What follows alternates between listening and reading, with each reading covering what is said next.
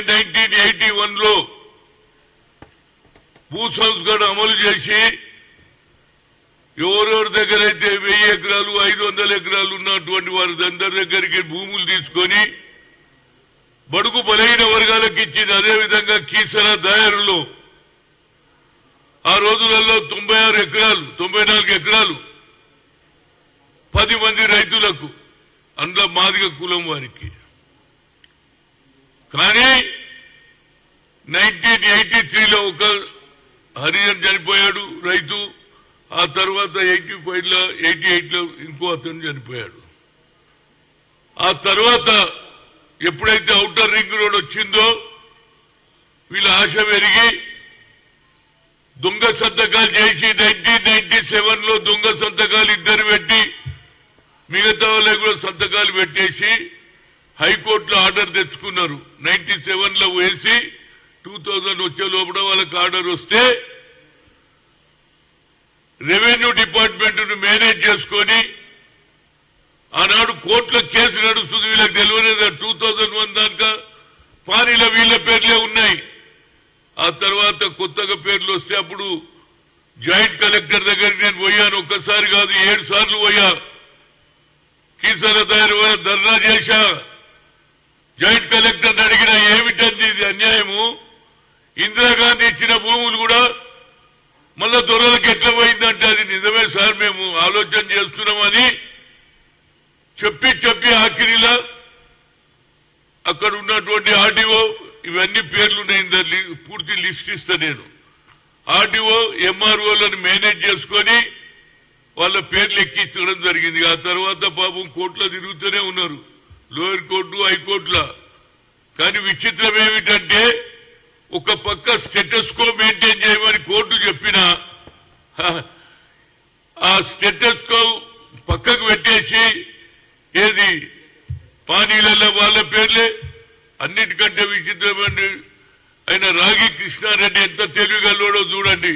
ఆయనకి 2 కొడుకులుంటే కొడుకుల పేర్లు రాయలే, ఆడవాళ్ళు 2 కోడళ్ల పేర్ల మీద రాసి ఆఖరుకు కోర్టులో కేసుంటే స్టేటస్కో మెయింటైన్ చేయంటే వాళ్ళ పని ఇవ్వడం జరిగింది.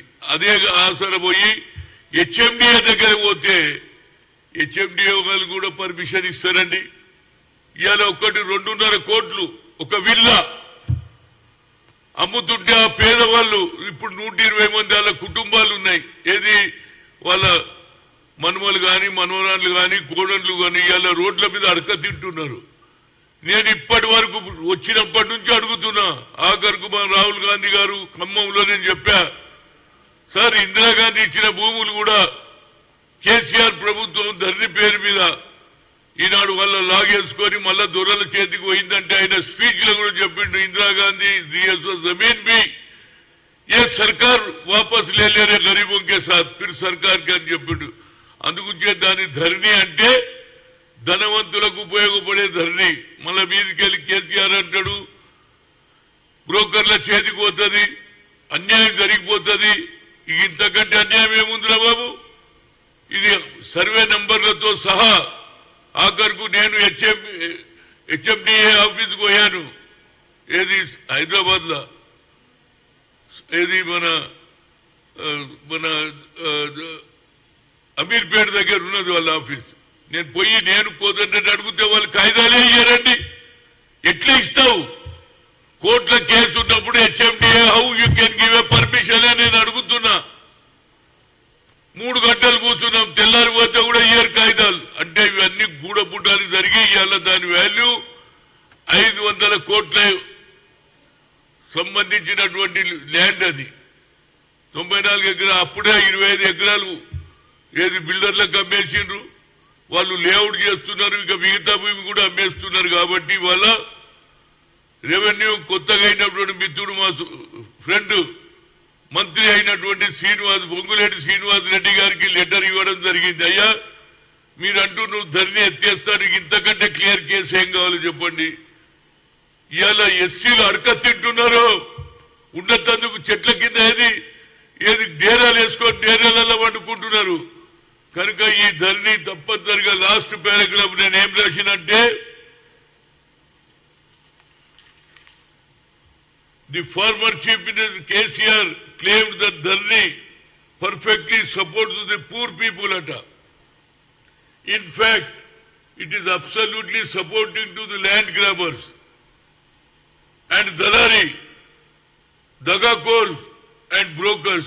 Hence, in the high time to abolish land grabbers, supporting to Dharni as early as possible enquiry చేయమని రాశాను. అదే సమయంలో నేను శ్రీనివాస్ రెడ్డి గారికి హృదయపూర్వక కృతజ్ఞతలు ఎందుకు చెప్తుంటే ఆయన ఇమీడియట్ గా